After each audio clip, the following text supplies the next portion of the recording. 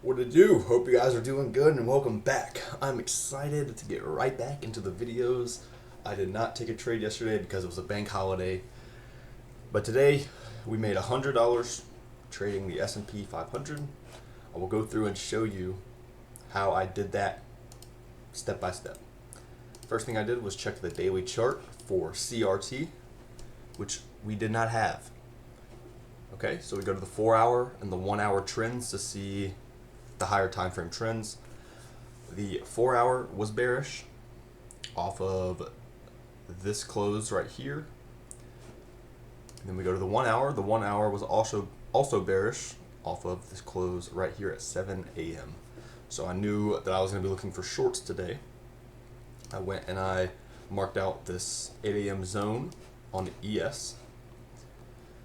And I trade futures. This strategy right here with the 8 a.m. zone only works on ES futures.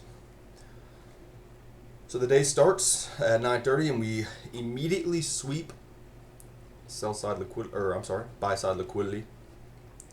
We got our consolidation. This is our manipulation to the upside, sweeping high time frame liquidity, filling a fair value gap, and then boom, distribution. All right. So that's the trade I essentially took. We came up and swept. We fell super hard. I was really just waiting for this 5-minute close. We got that, but I actually entered right here whenever this candle was moving up. So right after that break of structure, I entered the trade, put stops up here. You can see I got so close to getting stopped out of my first partial zone right here at this liquidity up under the 8 a.m. zone. So I took $67. Eventually we moved all the way back down into great profit zones. So I just moved my stop losses into my profit zone. And then it stopped me out for like $40, making me $106. So again, I'll recap. 4-hour and 1-hour were both bearish.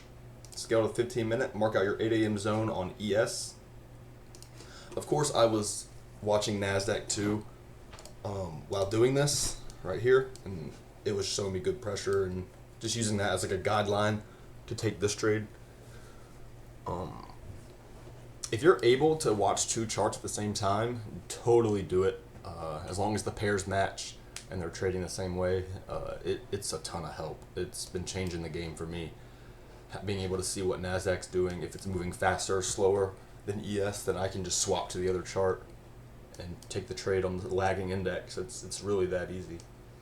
I do think we're going to come down and hit where my final take profit was. However, I was in this trade, and as you see, when I took the trade, we came down, swept all the 1-minute liquidity, did the same thing, really swept it. So I knew on the way down right here, we were right here, and I was like, we're probably going to end up coming sweeping all this low time frame, low draw on liquidity, and then we'll probably come back down. And that's exactly what happened. It stopped me out, unfortunately, but that's okay. Also, I forgot to mention that on the way down, we created a 15-minute fair value gap, and that is where this first test came up to, was this 15-minute fair value gap.